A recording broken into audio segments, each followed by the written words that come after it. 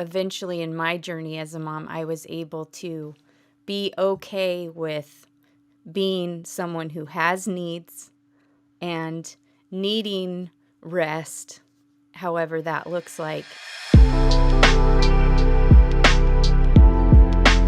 That forces in us a posture of humility, which I think we don't always connect with motherhood because we give so much, we are waking up in the middle of the night and doing all these things, so we think, "Hey, I'm humble. I'm doing all these things." But our pride so quickly gets wrapped up in and we can take this posture of victimhood, martyrdom, instead of service and the goodness in that. But I just, as reflecting on my own life, I'm thinking about it was really when I humbled myself to realize I am limited.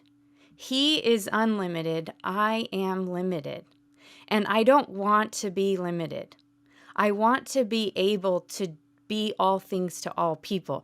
I want to, I've said to my husband forever and ever, I wish I didn't need sleep because I could get everything done. Like I could, if I didn't have to sleep. But God didn't design us that way. We are limited. He wants us to rest, but that requires a humility. And it was very transforming for me as a mother when I finally humbled myself to realize my kids, of course, they need me, but their ultimate need is for him. And so I don't have to be a perfect mom. I don't have to fulfill all of their needs.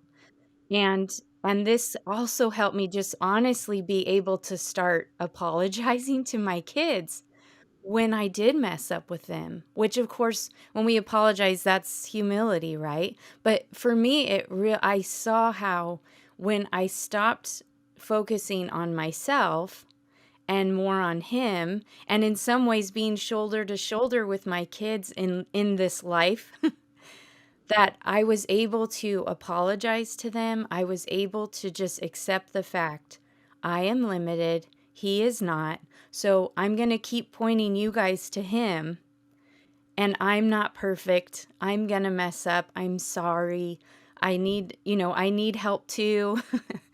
And that for me was just kind of I think how eventually in my journey as a mom, I was able to be okay with being someone who has needs and needing rest, however that looks like. And you guys talked about in the book self-care, seeing those times where we get to go get our nails done, where we get to have time with our precious girlfriends, when we get to go away with our husbands, that those are gifts, and receiving it that way. Do you know what I mean? Which also is humility. To receive a gift is also humility. So I don't know what you think about that, Emily, but it's just striking me that it's a pride. Our pride can really get hurt in this journey of Mhm. motherhood Yeah, in a good for way. sure. Yeah.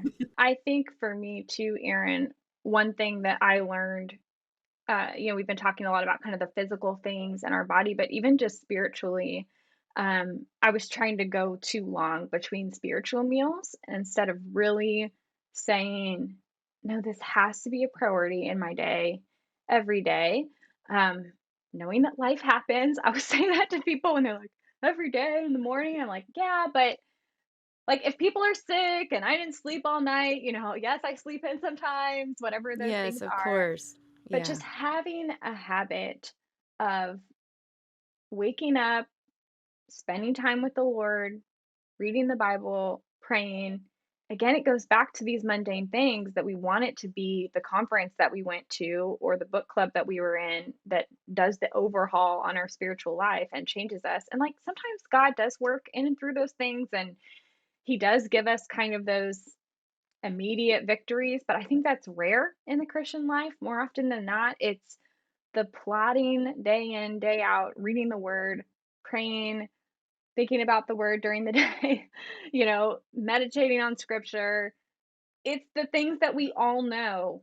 He works in that, and we look back 1 year later, 3 years later, and see, "Oh, God was working in all of that, but I couldn't see it." And I think that is just so true of the way God works.